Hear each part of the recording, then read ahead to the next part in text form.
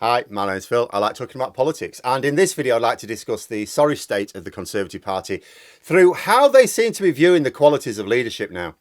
The Conservatives are in somewhat of a mess, and I don't think anybody sensible thinks they're going to turn themselves around before the election. So they're probably about a year away from needing a new leader, and those with their heads screwed on are already planning for that. They're building up their choices. But is it really going to come down to a choice between someone who can hold a sword and someone who wants to turn the country into a fascist dictatorship? But first, if you'd like to be notified of daily news and politics, please subscribe to the channel. So, do you remember the coronation? Seems like ages ago now. It's earlier this month. At the coronation, all the talk was of Lady Penny of Poundland holding that sword. All of a sudden, misty-eyed Conservatives were talking about how she'd be a great Prime Minister, purely on the back of that episode. Never mind the fact that she had not been put in charge of a government department by any of the 5 very different Conservative Prime Ministers who've been running the government while she's been a prominent Tory MP. If she couldn't convince any of them that she could run a single government department, not even a small one, and the last 2 have only got her in cabinet to act as a sort of head of photocopying for the House of Commons, why on earth would Conservatives think that she should run the entire country? Oh, she held the sword aloft, you see. Did you see her marvellous poise? Of course. Of course, she had to take a lot of drugs to manage it. Yeah, not easy looking like a right prat for that length of time, is it? Well, it really showed her true qualities. She should run the country. She should be Prime Minister. The absolute state of things when a party venerates someone for being able to hold up a sword. Which, by the way, was a crap sword. My sword's way better. I mean, it's clearly not better. It's not a better sword for any practical purpose. But we don't need swords for practical purposes these days. It's about it's style, isn't it? It's about the spectacle. And it fits the Tories better. See, it sounded like a good idea at the time I bought it. When you finally get it, you think, what was I thinking at the time? Hugely impractical. Designed very much with style in mind, no function at all. Costs a lot of money and is of absolutely no use. If you try to use it, you may actually find yourself much worse off. Admittedly, it sounds like she may have done that anyway, given that she needed painkillers to get through the ordeal. Sounds very much like she risked long-term injury for a completely pointless ceremonial role. But whatever sword they chose to use, the ability to hold one aloft is not worthy of praise. But given that the people in charge of our country think that it is, I mean, what do you think? You're not going to tell me that Mordaunt is the more striking sword bearer of the 2 of us. Actually, hold that thought. I can actually look even more striking. One moment. Now, if I'd have been at that coronation, there's no way Mordaunt would have grabbed all the headlines.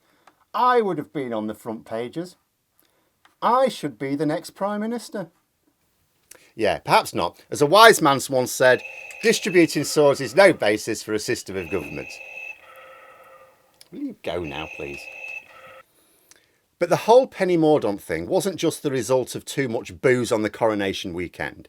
As the Tories drowned their sorrows after worse than expected local election results, they're still at it now. The Sunday Times included a magazine supplement at the weekend, featuring a profile of Penny Mordaunt. And it's not shining a light, as far as I haven't read it, but in terms of the way it's billed, it's not shining a light on her hitherto unknown qualities. The focus, compared to mine, the rather pedestrian sword-wielding skills was the entire focus of the piece. It was included in the title of the piece. That's the hook, her ability to hold a sword. You think, what sort of desperation is driving these people? Is it the fear of what is to come for their party? The ones who've got their head screwed on, they know they're losing the next general election. They know that. In fact, correspondents are now reporting that quite a lot of Conservative MPs seem to be accepting this. Could actually be a problem, actually.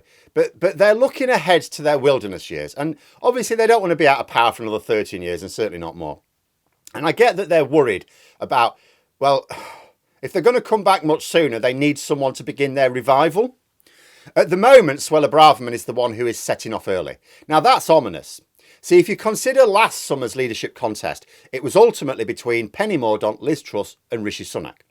And by sheer coincidence, these were the 3 who had been actively gathering support for about half a year before Johnson announced his resignation. They didn't wait until he stood down. before starting their leadership campaigns. They started the previous year, the previous winter.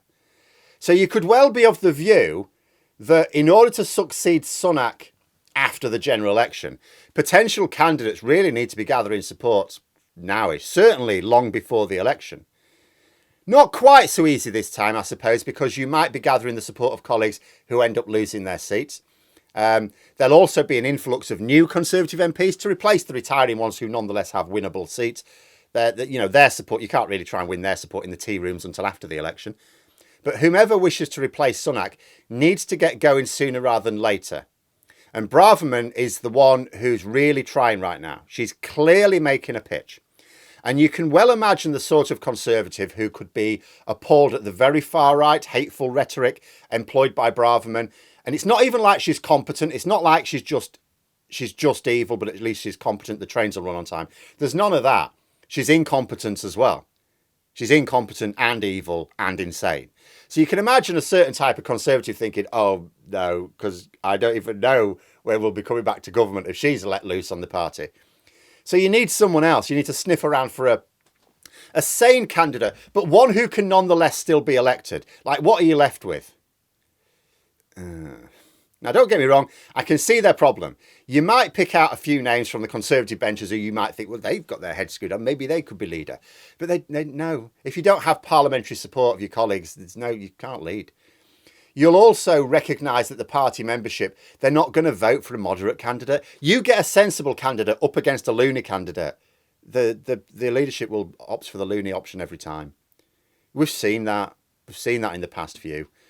Penny Mordaunt may not be batshit crazy. She is nonetheless fairly far to the right. Maybe some in the party are trying to push her as a candidate who'll be a much better prospect than Braverman, even if she's also incompetent. But she might appeal to the loony members.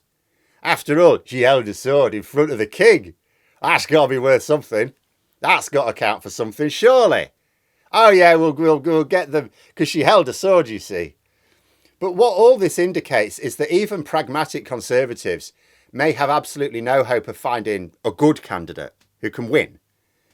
Continuing to plug Mordaunt, someone considered lacking in leadership or competence by the last 5 Conservative leaders. And that's a spread. There's a whole spread of leadership qualities amongst the last 5 leaders. And simply because she might be less of a disaster than the current frontrunner, that's a bit grim. If you're a Conservative, that's a grim outlook, isn't it? Bereft of any credible leader, they are forced to back someone whose only discernible skill is cosplay, because that is infinitely better than someone who wants to provoke a civil war. But there we are. Those are my thoughts. Let me know yours in the comments below. Hope you found the video interesting. If you did, please click the like button. And if you'd like to support the channel further, the join button for memberships. And until next time, I'll see you later.